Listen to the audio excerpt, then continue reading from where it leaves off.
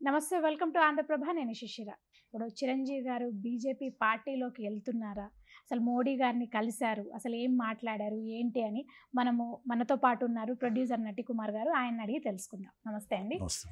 ఇప్పుడు నడుస్తున్న చర్చ ప్రస్తుతం ఏంటంటే మోడీ గారు ఎక్కువగా పవన్ కళ్యాణ్ గారికి ఎక్కువ ప్రిఫరెన్స్ ఇస్తున్నారు, అంటే చంద్రబాబు నాయుడు గారి కంటే అని అంటున్నారు. వాళ్ళు ఇంకోటి ఏంటంటే చిరంజీవి గారు బీజేపీ పార్టీలోకి వెళ్తున్నారు అని కూడా అంటున్నారు. ఎందుకంటే మొన్న రీసెంట్గా ఆయన మన కిషన్ రెడ్డి గారి సంక్రాంతి వేడుకల్లో పాల్గొన్నారు, మోడీ గారు వచ్చారు. సో ఆయనతో ఏమైనా మాట్లాడడం జరిగిందా, చర్చలు జరిగాయా బీజేపీ పార్టీకి సంబంధించి అని వార్తలు వినిపిస్తున్నాయి. దీనిపైన మీరేమంటారు? ఒక మాట, మోడీ గారంటే పవన్ కళ్యాణ్ గారంటే బీజేపీ రిలేటెడ్ కదా. అంటే ఆయన బీజేపీ నాయకుడు, జనసేన పార్టీ నాయకుడు కాదు, బీజేపీ నాయకుడు. అంటే దేశానికే ఆయన నేత. అంటే వాళ్ళ దృష్టిలో మోడీ గారు అమిత్ షా గారి తర్వాత ఒక 5-6 తర్వాత పెద్ద నాయకుడు. అది మోడీ గారి దృష్టిలో, నో డౌట్. ఎందుకంటే ఆయన రేపు రాబోయే తరంలో కాబోయే సీఎం ఏపీ అంటే బీజేపీ తరఫున. తెలంగాణకి వాళ్ళు సీఎంగా పెట్టుకున్నారు కనుక సెంట్రల్ మినిస్టర్గా ఎప్పుడైనా ఆయన ఈరోజు వస్తానంటే ఈరోజే ఆయనకి సెంట్రల్ మినిస్టర్ ఇవ్వడానికి రెడీ చిరంజీవి గారికి. అది ఎప్పుడో ఆహ్వానం ఉంది ఆయనకి రాజకీయాలకు ఇంట్రెస్ట్ లేదు అన్నారు. చంద్రబాబు నాయుడు గారు మద్దతు, ఒక పార్టీ నుంచి మద్దతు. మన పవన్ కళ్యాణ్ గారు ఆయన సొంత పార్టీ నాయకుడు. మీరు జనసేన కోసం చూడొద్దు, సొంత పార్టీ నాయకుడి కింద చూడాలి. రేపు మహారాష్ట్ర ఎలక్షన్స్ అయినా, రేపు ఢిల్లీ ఎలక్షన్స్ అయినా, రేపు ఆయన దేశంలో ఎక్కడున్నా ఆయన్ని వాడుకునేది బీజేపీ పార్టీ ఫస్ట్ ఆఫ్. కనుక మనం ఆయన పార్టీలో జాయిన్ అవుతాడా, చిరంజీవి గారు జాయిన్ అవ్వరా అనేది పక్కన పెట్టేసేయండి. ఎక్కువ ప్రిఫరెన్స్ ఇస్తుంది పవన్ కళ్యాణ్ గారికి మోడీ గారు అంటే అది వాస్తవం. ఎందుకంటే మీరు ఎక్కడ చూడండి, మీరు చంద్రబాబు గారు పక్కనున్న ఎక్కడ ఆయన వెళ్ళి స్వయంగా తీసుకొస్తాడు.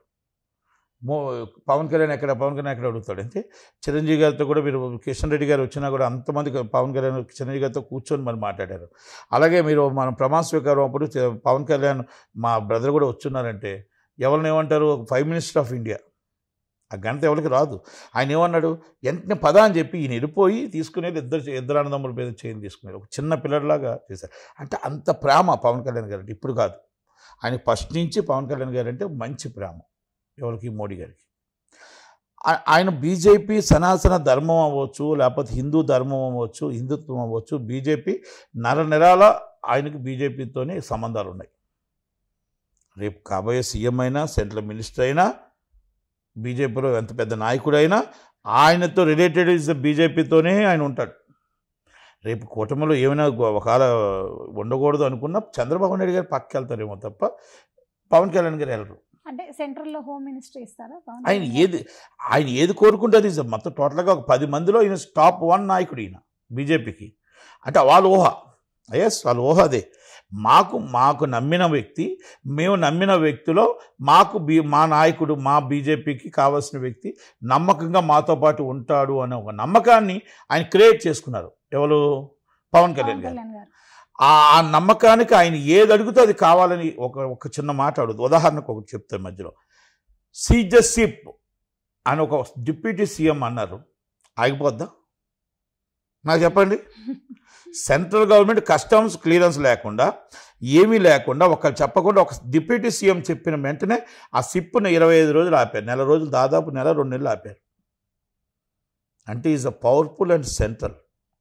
పవన్ కళ్యాణ్ గారు చెప్పారు అక్కడ, ఎవరు కాదు, పవన్ కళ్యాణ్ గారు చెప్పారు. Central home minister immediately receive చేసుకున్నారు. అక్కడ ఇమీడియట్లీ దాన్ని చెకింగ్ అయ్యి మొత్తం టోటల్గా ఎంక్వైరీ అయిన దాకా షిప్ ఆపారు అక్కడ. అంటే సెంట్రల్లో ఆయన మాటకు అంత వాల్యూ ఉంది అనేది మీకు ఆ ఉదాహరణకు ఆ మాట మీకు చెప్పాల్సి వచ్చింది. సీజ్ ద షిప్ అంటే నేనేదో సినిమా కాదు అది. కనుక పవన్ కళ్యాణ్ గారికి ఆ పవర్ ఉంది అని చెప్పడం కోసం. మీరు చంద్రబాబు నాయుడు గారు వెళ్ళినా సీజ్ చేయమన్నా కూడా చేయరు. ఇది నాట్ అలౌడ్ ఈజ్ కస్టమ్స్. కానీ ఏమన్నారంటే మీరు అది చెప్తున్నారు, సీజ్ ద షిప్ అని ఆయన అన్నారు. కానీ అంతకు 2 రోజుల ముందు రోజు అది ఆల్రెడీ జరిగిపోయింది.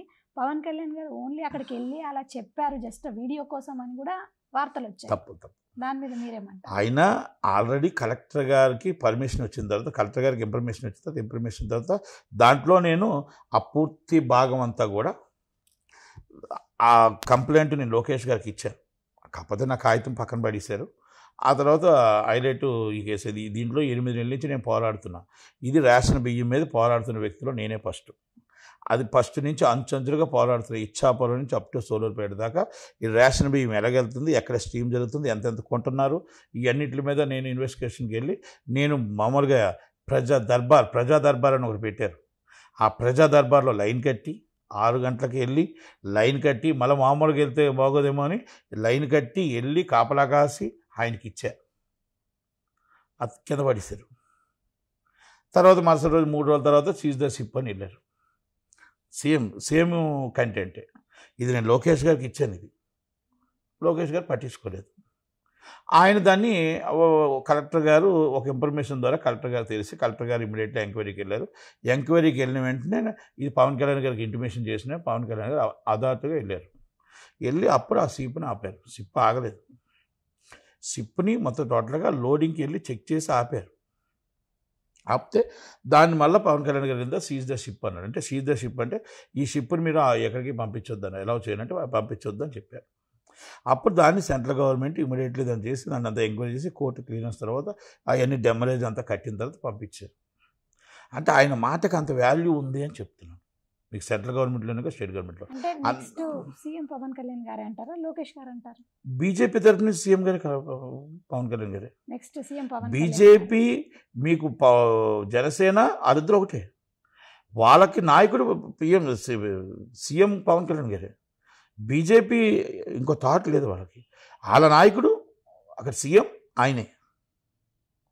అంటే ఇప్పుడు అవుతాడో నేను అనట్లా, సీఎం ఆయనే. నెక్స్ట్ ఆయనే అంటారు. నెక్స్ట్ ఆయనే అనేది ఇప్పుడు జనాల్లో మరి ఆయన అందరూ అంటున్నారు కాబట్టి అనుకోవాలా. ఓకే, పవన్ కళ్యాణ్ గారిని సీఎం అవుతారని ఆయన అనుకుంటున్నాడు. ఆయన జనాలు బీజేపీ వాళ్ళు అనుకుంటున్నారు. రిపీట్ మన సీఎం అవ్వాలని లోకేష్ గారు టీడీపీ వాళ్ళు అనుకుంటున్నారు. అది ఏది నెరవేరుద్ది అనేది మళ్ళీ తర్వాత ఆయన మళ్ళీ జగన్మోహన్ రెడ్డి నేనే మళ్ళీ సీఎం అవుతాను అనుకుంటున్నాడు. కాబట్టి నిర్ణయం జనాల మీద వదిలేద్దాం 29కి. ఓకేనా? చంద్రబాబు నాయుడు గారిని పక్కన పెట్టడం జరుగుతుందా?